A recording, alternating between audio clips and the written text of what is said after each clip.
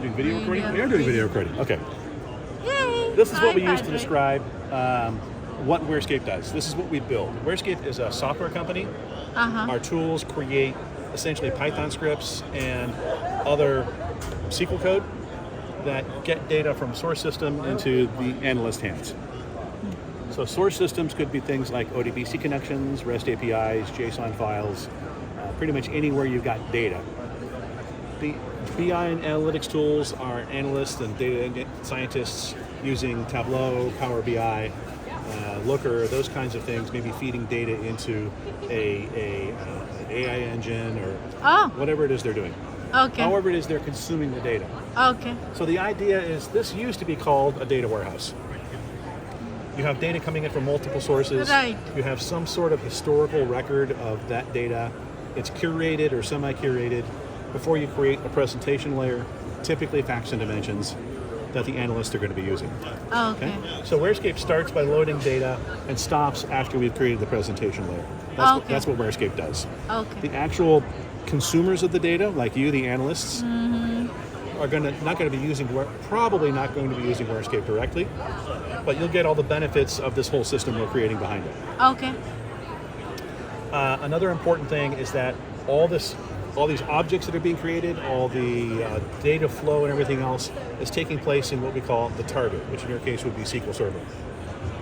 Now, I happen to have Snowflake running here.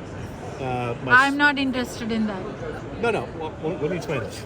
My data source is a Northwind database, a sample database SQL Server. from SQL Server.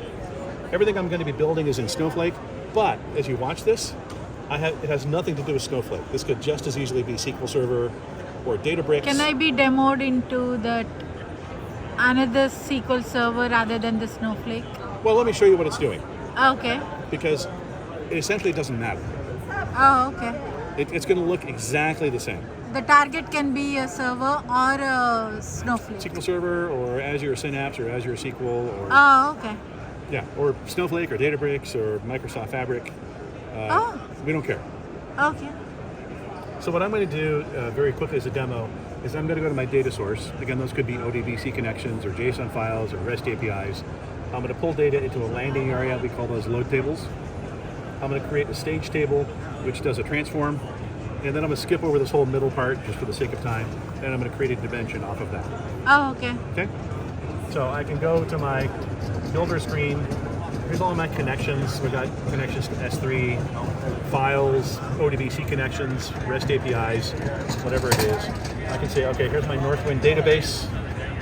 If I browse that and just accept all the defaults, here's all my tables and views on my source system. Okay. So to create a load table, I set my context here to load tables, and I just go to my source system and just drag this over. And there's a couple of naming conventions that are taking place. Our load table is going to start load underscore. That's configurable. The prefixes and suffixes are configurable. It did convert everything to uppercase. That's configurable. I put it in the load schema. That's configurable. But it knows it's going to Snowflake from SQL Server. If this were a SQL Server target, it would just say SQL Server from SQL Server. Okay. So is that configurable or you are doing all that out of the box data type mapping? The only thing I have done that's not out of the box is I specifically created a rule that said load tables go to load schema, stage tables go to stage schema, and everything else goes to EDW. Everything else I'm doing is out of the box. Okay.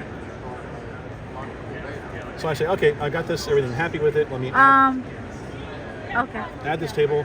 I'm gonna skip over all this configuration stuff and just say, okay, let's generate the script that's gonna pull data from SQL Server and get it into my target.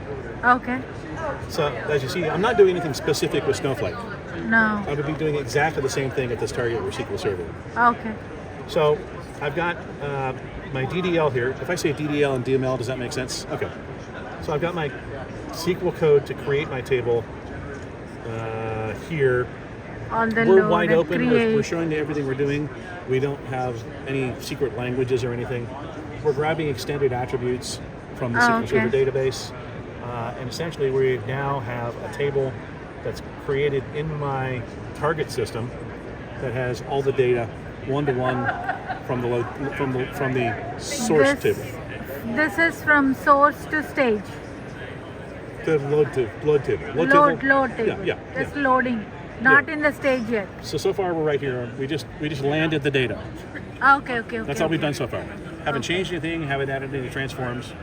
Haven't done anything. So when you're loading it, where does it go in the database? So in the case of SQL Server, it'll go into a schema of your choice. Okay. So I happen to create a schema called load. Okay. So all my load tables go there. But if you want it in a different schema, Okay. that's fine. Okay. So to create a stage table, we're going to add transforms. I can set my context to stage. Okay. I can browse now my data warehouse. Here's my load table I just created. Uh-huh. And I'm going to create a stage table. That's where we do transforms. So Okay. again, I'll just accept all these defaults. Okay. And only thing I'm going to do it is I'm going to tell it what the business key is. I'll use customer ID.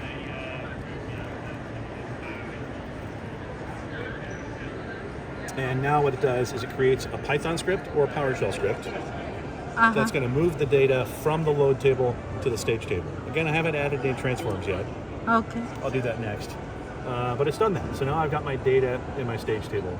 I like to do things in small increments. So the first thing I'll do is I'll just move the data just to make sure it moves. Once I've done that, now I can start adding transforms. Okay. Add calculated columns, convert things to uppercase, break things apart into substrings, whatever I need to do. Create calculated columns. Yeah, maybe I've got numeric code 012 and I want to change it to open or closed or pending. Fine. So the question comes up, what transforms can I do in Red, in WhereScape? And the answer is I can do anything that's a valid SQL expression. And I'll show you that in 1 second. But what I'll do is I'll look at my customers table. Let's say this region. This region has a bunch of null values. Right. And let's say I want to put some default value in there. NA or something. Or 99 or... 99? Okay, we'll do 99. I can go look at my columns in my stage table. I can go to my region. Okay. If I want to add more description here, I can do this. Again, this came from the extended attributes in SQL Server. But if I want to add something on there, I can do that. Maybe it's blank because I'm pulling data from a JSON file, or maybe that didn't exist. But what transforms can I do? Any valid SQL expression. Now, in SQL, I think it's if null. It's either if null or null if. Is null or if but null. in Snowflake, it's a little bit different.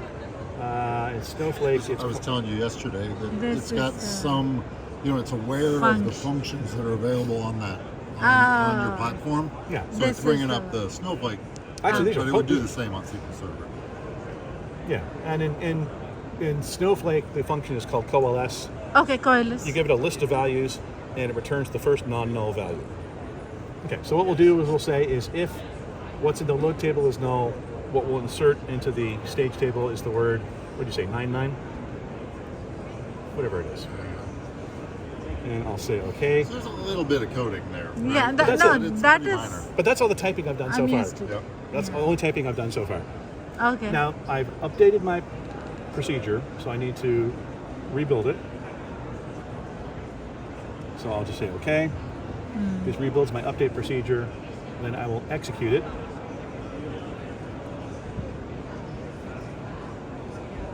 And now when I look at my data,